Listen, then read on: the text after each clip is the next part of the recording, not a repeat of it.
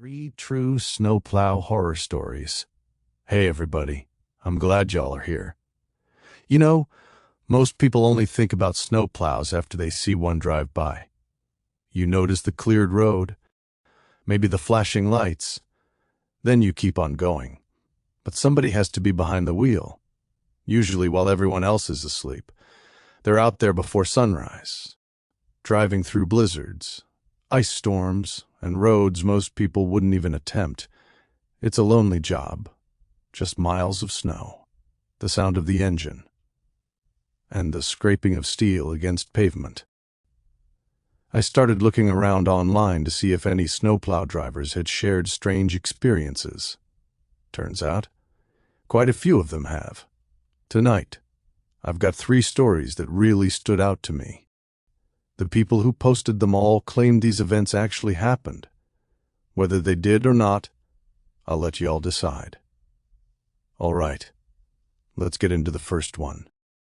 This first story was shared by a county snowplow driver in northern Minnesota. Here's what he had to say. I've worked for the county highway department for almost 18 years. When the weather gets bad, we're usually the first ones on the road. Most mornings start around 2 or 3 o'clock. Coffee in one hand, truck keys in the other. By the time most folks wake up, we've already cleared miles of highway. After a while, you stop paying attention to the cold. You get used to the darkness, the blowing snow, the feeling that you're the only person awake for 50 miles. Most nights, nothing happens. You push snow, watch for deer, try not to slide into a ditch. Then one February morning, everything changed. Dispatch called just after 2:15 a.m. Heavy snow had drifted across an old county road that cut through a stretch of state forest. They wanted me to make one pass before daylight. Simple enough. I'd driven that road hundreds of times. I figured it'd take maybe 30 minutes. I couldn't have been more wrong. The snow was coming down so hard, it almost looked like somebody was dumping white paint out of the sky. Even with the plow lights on, I couldn't see much farther than the end of my blade. The wind would settle for a few seconds, then hit again, hard enough to shake the whole truck. I dropped the plow. The steel blade scraped against the pavement. That sound, if you've ever driven one, you know it. It almost becomes comforting. Mile after mile, nothing but snow. About 10 minutes into the route, I noticed something ahead. A person standing on the shoulder. I slowed down. They weren't waving. They weren't moving. Just standing there. I figured maybe somebody had slid off the road. It happens every winter. I eased closer. The closer I got, the stranger it looked. No coat, no hat, just a dark pair of pants, and what looked like a long gray shirt. In weather like that, nobody could have stood outside more than a couple minutes. I rolled my window down. The wind howled inside the cab. You all right? No answer. You need some help? Still, nothing. They never even turned toward me. I grabbed my spotlight and aimed it through the windshield. The beam hit the blowing snow, then finally reached where they were standing. There wasn't anybody there, just fresh snow, no footprints. Not one. I actually climbed down from the truck. Snow came halfway up my boots. I walked over to where I'd seen them. Nothing. No tracks leading into the woods, no tire marks. Nothing, just smooth, fresh snow. The kind you hate ruining with the first set of footprints. I stood there for maybe 30 seconds, trying to make sense of it. Finally, I climbed back into the truck. You're getting tired, I told myself. That's all this is. I kept plowing. A few miles later, I checked my side mirror. For just a second, I saw someone walking behind the truck. Not close, maybe 50 yards back, head down, slow, steady, following the tracks I'd just cleared. I looked over my shoulder. Nothing. Back to the mirror. There they were again. Still walking, never getting any closer, never falling behind, just following me. I pressed harder on the accelerator. The truck picked up speed. 25, 30, 35. I looked again. Still there. Same distance. Same slow walk. I drove like that for another mile before I finally reached the intersection where another county road crossed mine. There were lights, another snowplow. My coworker Mark was finishing his own route. I pulled alongside him, rolled my window down.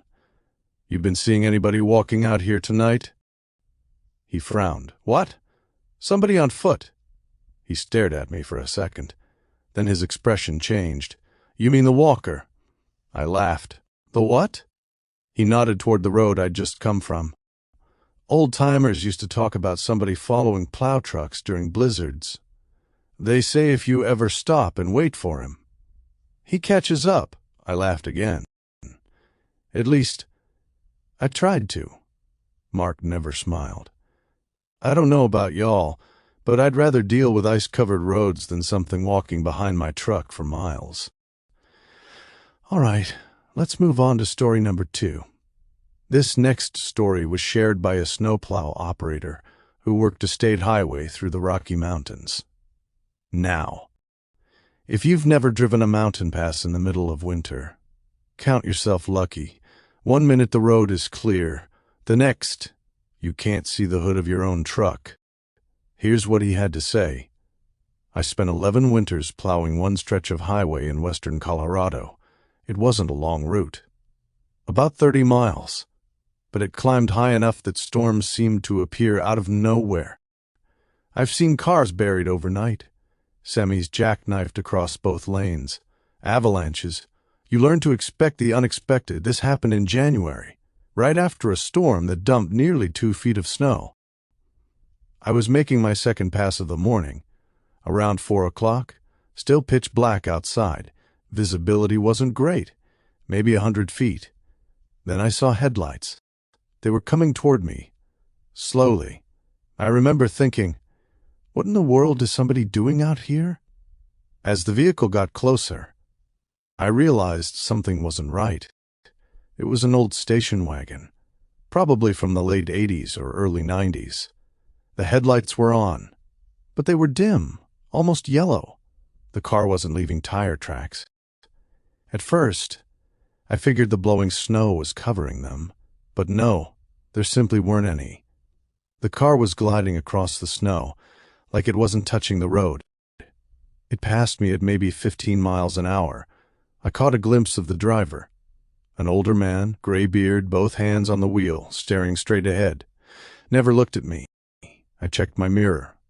The station wagon disappeared into the blowing snow. About a minute later, dispatch came over the radio. Unit 12. Be advised. State police have closed the pass. No civilian traffic is permitted. I keyed the microphone. I just passed somebody heading uphill. There was a pause. Then dispatch answered. Negative. You're the only vehicle on that highway. I know what I saw.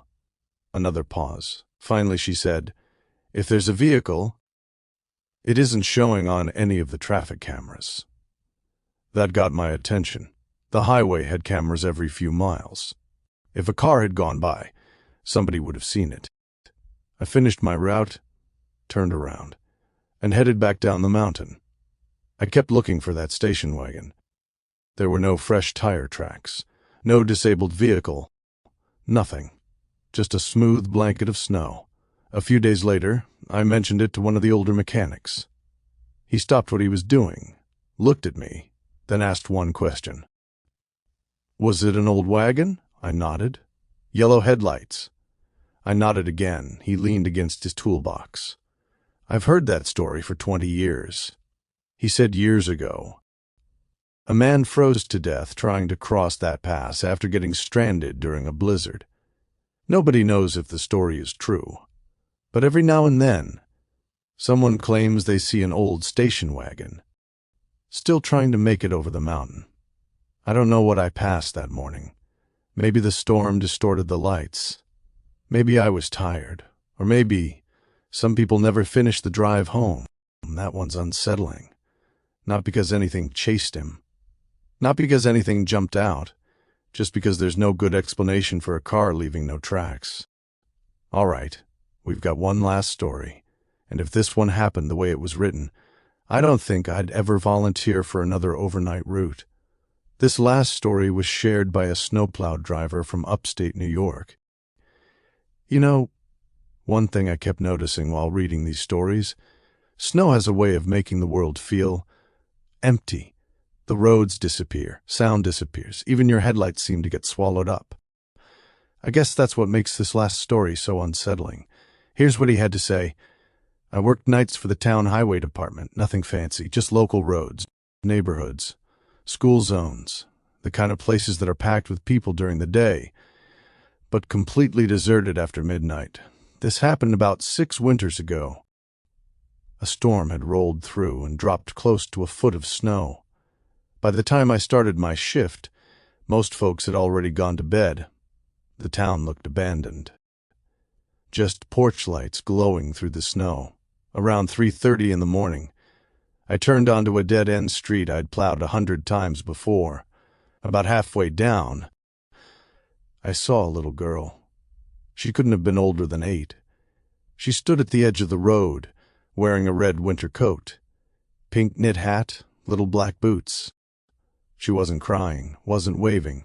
She was just standing there. Now, every instinct I had told me something wasn't right. No parent in their right mind would let a child stand outside alone during a snowstorm. I stopped the truck, set the parking brake, grabbed my flashlight. The moment I opened the door, the wind hit me so hard it almost took my hat off. "Hey, sweetheart. You okay?" She slowly raised one arm and pointed toward the end of the street. Didn't say a word, just pointed. I looked where she was pointing. Nothing. Just the cul-de-sac buried in snow. When I turned back, she was gone. I don't mean she ran away, I mean gone. The street was covered in untouched snow, no footprints, no tiny tracks leading to a yard. Nothing, just smooth white snow. I climbed back into the truck, locked the doors, and told myself I must have imagined it. I finished the street, turned around, and headed toward the next route. About 15 minutes later, dispatch called. "Unit 7. You anywhere near Maple Court?" I looked at the street sign I'd just passed. "Yeah. I left there a little while ago." She hesitated. "We've got a welfare check. Caller says an elderly man hasn't answered his phone for 2 days. I gave her the address. She read it back. It was the last house, at the end of the cul-de-sac, the exact place the little girl had pointed. Later that morning, I stopped by the public works garage. One of the sheriff's deputies was there getting coffee. I asked him about the welfare check. His face got serious. "They found him. He passed away in his recliner. Looked like he died sometime during the storm." I nodded, started to walk away. Then the deputy said, "Strangest part. The old man had one photograph sitting on the table beside him." I turned back. What was it? A little girl. His granddaughter. She passed away about 10 years ago. I didn't say another word. I finished my coffee, clocked out, and drove home. I still plow snow every winter, but every time I turn onto that street, I slow down, just in case. There's a little girl in a red coat waiting for me again. You know, out of all the occupations we've covered so far, truck drivers, tow truck drivers, and now snowplow operators, there's one thing they all have in common. They spend their nights in places the rest of us never see. Maybe that's why they end up with stories like these. Whether you believe them or not, I think they're fun to think about. If you enjoyed tonight's video, let me know which story got under your skin the most. And if you work an overnight job, or know someone who does, ask them if they've ever experienced something they still can't explain. You might be surprised by the answer. Until next time, keep the fires burning. And as always, I'll tell the stories, if you'll stay scared.